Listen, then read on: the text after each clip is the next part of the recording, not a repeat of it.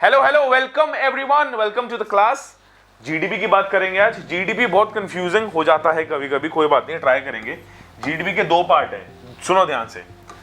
Real GDP होता है और नॉमिनल जीडीपी होता है। Class 11th class 12th economics में आपको ये टर्म्स मिल जाएंगी। जीडीपी क्या है, फिर उसके दो बाइफर्केशंस हैं, real GDP and nominal GDP. देखो यार, हम इनकी डेफिनेशन तो रट लेते हैं बट कभी कभी ये याद नहीं होता। आज 5 मिनट मांग रहा हूं, 5 मिनट बैठो आराम से, समझो। 5 मिनट में दोनों डिफरेंस समझ आ जाएंगे, एग्जाम में लिख भी आ पाओगे। और अगर कोई 1% हमें कंफ्यूजिंग करने के लिए कोई स्टेटमेंट दे दी तो हम आइडेंटिफाई कर पाएंगे कि ये रियल जीडीपी का पार्ट है, नॉमिनल जीडीपी का पार्ट है। परफेक्ट, स्टार्ट करें। पहली बात तो एक न्यूज की बात करते हैं यार। अभी एक स्टार्ट आई है, उसमें बोल रखा है कि इंडिया के जीडीपी 23.4% डिक्रीज हुआ है। मतलब उसका मतलब क्या है? इस सब का मतलब ये है, एज्यूम करके चलो इंडिया के अंदर सिर्फ मोमोज बनते हैं। ये मान के चलो कि हमारे देश में सिर्फ मोमोज प्रोड्यूस होते हैं, तो मोमोज हमारा क्या है? मोमोज हमारे गुड्स हैं, ठीक है जी। अब मान के चलो 2019 में जो मोमोज बने थे उनकी संख्या, मतलब कितना क्वांटिटी में बने थे, उसकी मॉनेटरी वैल्यू जब हम निकालेंगे, हम मान के चलते हैं 100 प्लेट बने थे। तो जब बोलते हैं ना कि जीडीपी फॉल हुआ, इसका मतलब ये है कितना फॉल हुआ? कितना फॉल हुआ? 2020 में बोल रहे हैं कि जीडीपी में सिर्फ 77 प्लेट्स बनी थी। जो भी हम न्यूज सुन रहे हैं ना, उसका मतलब ये है कि जितना प्रोड्यूस हुआ था उसका 23% माइनस कर दो, वो जीडीपी है। तो इससे हमारी एक बहुत बढ़िया डेफिनेशन बन के आती है। क्या आती है? It refers to the sum total of all the monetary value of goods and services produced in a country. याद रखना, जीडीपी कभी भी ग्रॉस डोमेस्टिक प्रोडक्ट, लिखा तो उसमें प्रोडक्ट है बट ये आउटपुट, मतलब ये नहीं कि तुमने कितना आउटपुट प्रोड्यूस करा, उसकी मॉनेटरी वैल्यू क्या है उस पर डिपेंड करता है। ट्रिलियन है, बिलियन है, मिलियन है। देखो, जीडीपी का मतलब तो है ग्रॉस डोमेस्टिक प्रोडक्ट, पर प्रोडक्ट हमें ये नहीं चाहिए कि कितनी क्वांटिटी में बना प्रोडक्ट, हमें उसकी मॉनेटरी वैल्यू की बात करो। जब भी हम इकोनॉमिक्स की बात करेंगे, we will always talk about कि कितना हमने इकोनॉमिक ट्रांजैक्शन करी। इकोनॉमिक ट्रांजैक्शन का मतलब जिसमें पैसा इन्वॉल्व हो। तो प्रोडक्ट तो बोल रखा है जीडीपी मतलब ग्रॉस डोमेस्टिक प्रोडक्ट, पर उसका मॉनेटरी वैल्यू क्या है, वो कैलकुलेशन ऑफ जीडीपी कहलाता है। ठीक है जी। अब हम आ गए रियल वर्सेस नॉमिनल के बहुत बड़े एग्जाम्पल पे। हमें यही दे रखा है, वो समझाने की कोशिश करेंगे आज। बोला ना, इस देश में सिर्फ मोमोज बिकते हैं। परफेक्ट, ये 10 मोमोज हैं, 10 मोमोज, ठीक है।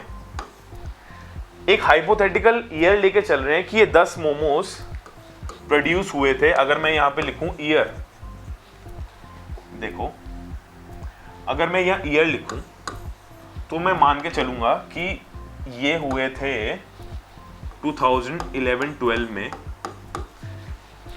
इंडिया ने 10 मोमोज प्रोड्यूस करे, मतलब जो जीडीपी आउटपुट है वो 10 मोमोज हो गया। उनका प्राइस मान लेते हैं, उनका प्राइस था 100 रुपए। अभी तक बात बिल्कुल क्लियर है। 2011-12 में इंडिया ने 10 मोमोज प्रोड्यूस करे, बस 10 मोमोज प्रोड्यूस करे, उन 10 को बेच दिया। उन 10 का इकोनॉमिक आउटपुट, इकोनॉमिक वैल्यू क्या निकली? 100 रुपए, ठीक है। अब सेशन चल रहा है 2020-21, उसमें भी इंडिया ने 100 ही मोमोज प्रोड्यूस करे, ठीक है। 10 मोमोज प्रोड्यूस्ड, बट इनका इकोनॉमिक वैल्यू क्या है? इनका इकोनॉमिक वैल्यू है 110। अब देखो ध्यान से, ये है 110, ये है 100। ये वाला एग्जांपल समझ आ गया?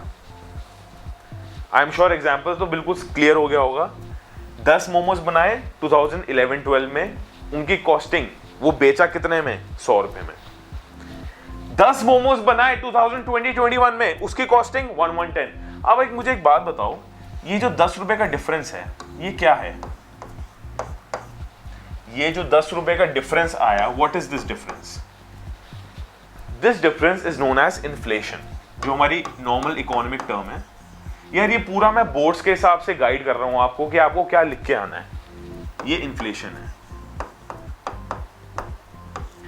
अभी रिव्यूज आए कि यार तुम्हारी राइटिंग बहुत गंदी है, तो मैंने अपनी राइटिंग इंप्रूव करने की पूरी कोशिश कर रहा हूं। अब ये जो 100 रुपए की सेम वैल्यू 10 मोमोज प्रोड्यूस करे 100 रुपए के, फिर 10 साल बाद 9 साल बाद हुआ ना 11-12 में करे 10 मोमोज, 2020-21 में करे 10 मोमोज, उसकी वैल्यू क्या है 110।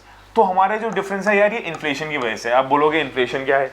इन्फ्लेशन है नॉर्मल इंक्रीज, ये ग्रेजुअल इंक्रीज होता है in the prices of goods and services.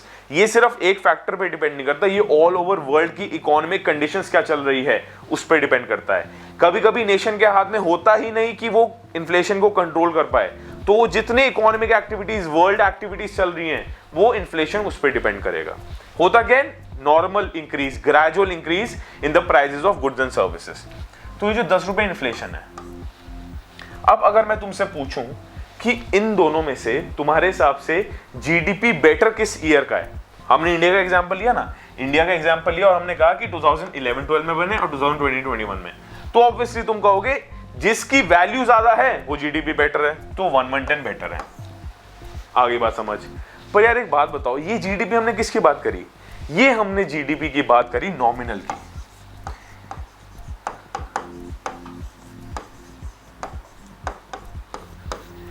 जब 100 से 110 हो गया प्राइस, मतलब एक मोमोज का अगर मैं प्राइस निकालूं, एक मोमो का अगर प्राइस निकालूं तो वो कितना है 11 रुपए। यहां एक मोमो का प्राइस निकालूं तो है 10 रुपए। समझ आ गई ना? तो ये 10 से 11 1 रुपए का इंक्रीमेंट पर मोमोज हुआ। इसका मतलब है हम ये नॉमिनल जीडीपी की बात कर रहे हैं, क्योंकि it depends on the current market price. Current market price एक मोमोज का क्या है 11 रुपए। 10 साल पहले 9 साल पहले क्या था, इस समय क्या था 10 रुपए। तो हम नॉमिनल जीडीपी की बात कर रहे हैं। पर अगर हम रियलिटी में देखें ना तो जीडीपी इंक्रीज नहीं हुई। 9 साल पहले जो मैंने प्रोड्यूस करा और जो मैंने आज प्रोड्यूस करा वो एकदम डिट्टो सेम है। क्यों सेम है? देखो, अरे 2011-12 में मैंने बनाए 10 मोमोज, आज भी तो मैंने 10 मोमोज ही बनाए, तो मेरा रियल जीडीपी इंक्रीज नहीं हुआ। आपको बिल्कुल बात समझ आ गई होगी। अब प्रोडक्शन पे डिपेंड कर रहा है रियल जीडीपी कि मेरी प्रोडक्शन इंक्रीज हो रही है या नहीं हो रही।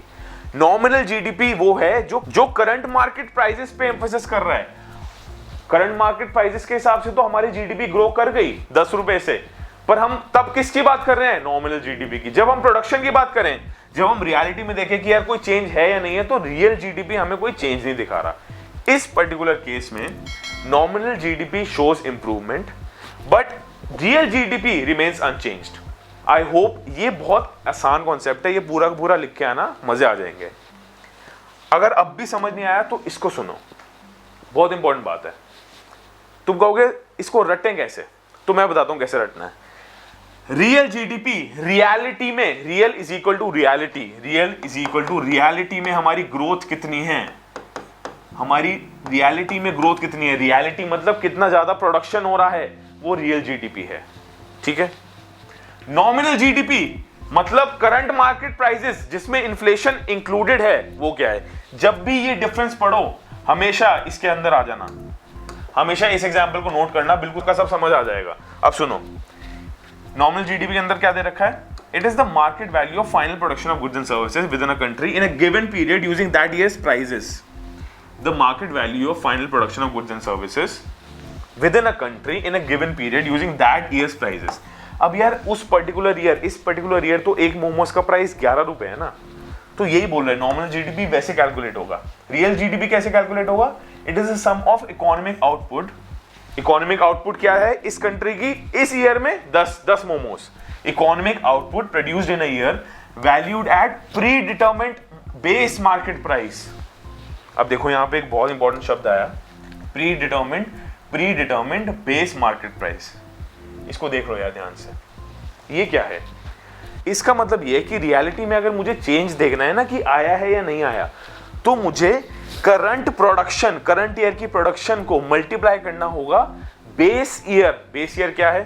सुनो यहां से, हमारा इसमें बेस ईयर क्या है? ये वाला बेस ईयर। मतलब हर कंट्री का अलग अलग बेस ईयर होता है। Matter of fact is India का बेस ईयर 2011-12 ही है।